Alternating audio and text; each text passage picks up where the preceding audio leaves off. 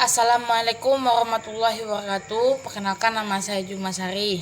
Di sini saya akan membacakan tentang kebijakan pemerintahan dalam bidang ekonomi politik.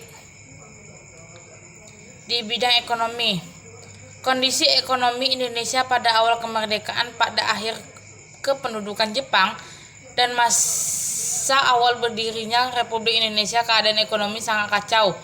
Inflasi yang sangat parah menimpa negara Republik Indonesia yang baru berusia beberapa bulan. Inflasi terjadi karena mata uang penduduk Jepang beredar secara tak terkendali.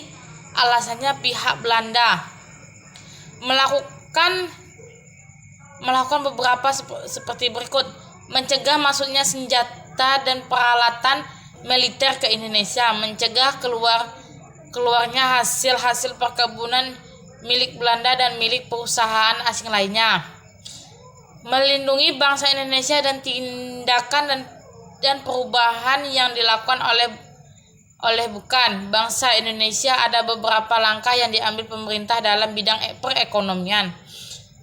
Menembus blok ekonomi Belanda, pemerintah Republik Indonesia berusaha untuk menembus blok ekonomi musuh dengan cara mematahkan kasiolasi ekonomi. Untuk pemerintahan Republik Indonesia meliputi usaha berikut. Yang pertama adalah usaha yang bersifat politis. Yang kedua adalah usaha yang bersifat ekonomis. Pemikiran negara, ketahanan ekonomi. Pada awal perekonomian Republik Indonesia mengalami kekacauan akibat pendudukan Jepang. Tujuan konferensi ekonomi adalah mencari kesepakatan untuk menanggul masalah perekonomian yang sangat mendesak yang dihadapi oleh pemerintahan. Masalah-masalah itu adalah sebagai berikut. Yang pertama adalah masalah produksi dan distribusi bahan makan. Yang kedua adalah masalah sandang.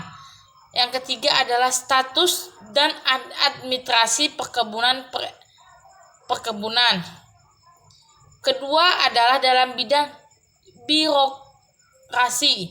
Birokrasi merupakan kekuasaan kantoran dalam hal dapat diartikan organisasi pemerintahan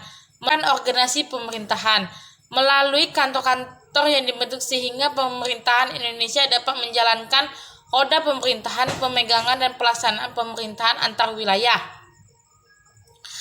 Bangsa dan negara Indonesia dilaksanakan oleh seorang kepala negara, yaitu adalah presiden. Hasil kerja panitia kecil itu kemudian dibahas dan mengambil keputusan sebagai berikut. Yang pertama, pembagian wilayah Republik Indonesia. Yang kedua, pembentukan komite nasional. Saya ucapkan terima kasih. Wassalamualaikum warahmatullahi wabarakatuh.